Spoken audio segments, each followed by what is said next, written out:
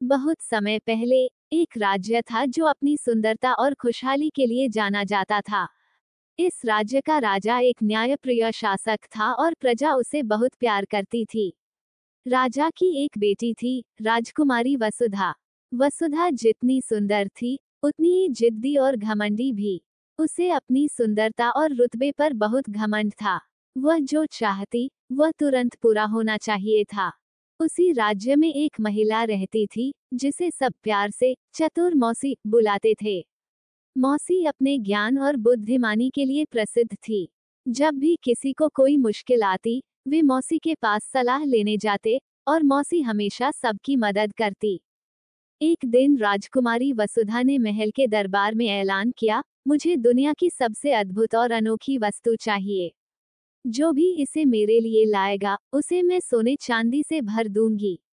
लेकिन अगर वह मेरी मांग पूरी नहीं कर सका, तो उसे सजा दी जाएगी। राजकुमारी की इस घोषणा से पूरे राज्य में हलचल मच गई। सभी दरबारियों और प्रजा को डर लगने लगा। कई लोग अनोखी चीजें ढूंढने निकल पड़े। किसी ने दुर्लभ फूल लाए, किसी ने कीमती पत्थर, कुछ लोग अद्भुत कलाकृतियां लेकर आए। लेकिन राजकुमारी हर वस्तु को देखकर नाक सिकोड़ लेती। ये तो साधारण है, वह कहती। मुझे इससे भी ज्यादा अनोखा चाहिए। धीरे धीरे प्रजा निराश होने लगी। लोग महल में अपनी चीजें लेकर जाने से डरने लगे। राजा भी परेशान हो गए। उन्हें समझ नहीं आ रहा था कि राजकुमारी की इस जिद को कैसे खत्म किया जाए।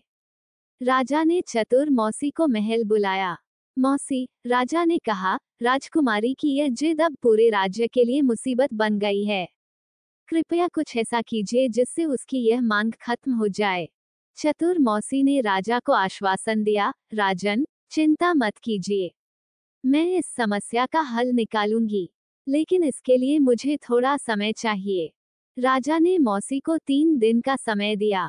मौसी ने अपनी बुद्धिमानी से एक ऐसी योजना बनाई, जिससे न केवल राजकुमारी की जिद खत्म हो, बल्कि उसे जीवन का सबसे बड़ा पाठ भी मिल सके। 3 दिन बाद मौसी महल में पहुंची। उनके हाथ में एक सुंदर, सोने और कीमती पत्थरों से जड़ा हुआ बॉक्स था। ये बॉक्स इतना चमकदार और आकर्षक था कि हर किसी की नजरें उसी पर टिक गईं।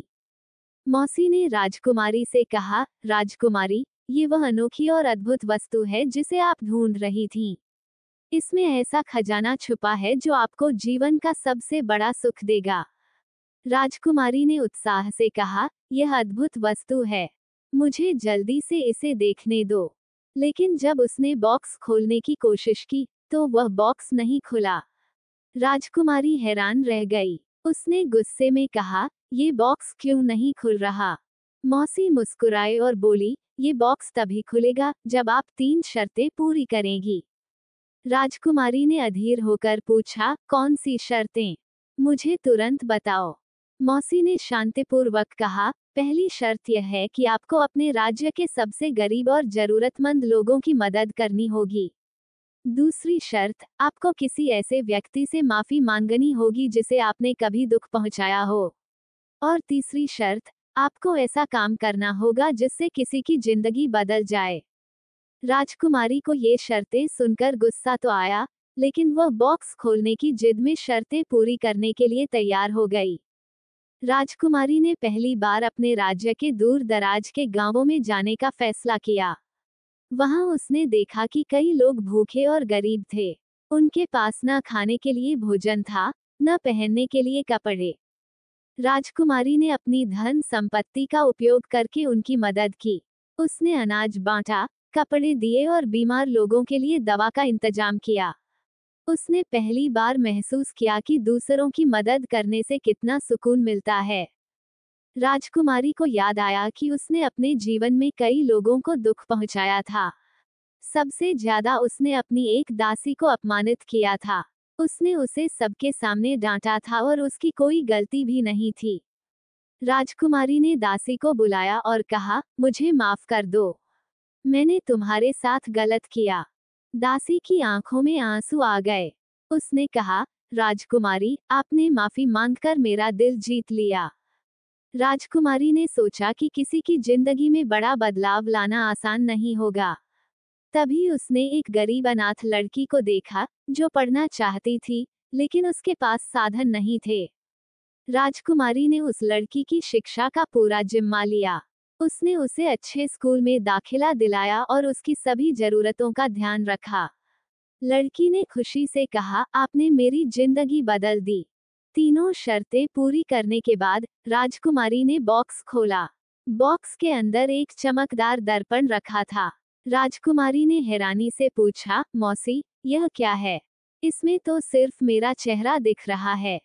मौसी मुस्कुराए और बोली, ये दर्पण आपको दिखाता है कि असली अद्भुत चीज आपके अंदर है। आपने अपने दिल की दया, साहस और समझदारी को पहचाना है। यही सच्चा खजाना है। राजकुमारी को अपनी गलती का एहसास हुआ। उसने समझा कि सच्चा सुख और आनंद दूसरों की मदद करने और उनके जीवन में बदलाव लाने से मिलता है। उसने अपना घमंड छोड़ दिया और एक दयालु और समझदार राजकुमारी बन गई। ये कहानी हमें सिखाती है कि असली अद्भुत चीज हमारे अंदर होती है। दया, साहस और दूसरों के प्रति हमारी समझदारी ही हमारे जीवन का सबसे बड़ा खजाना है।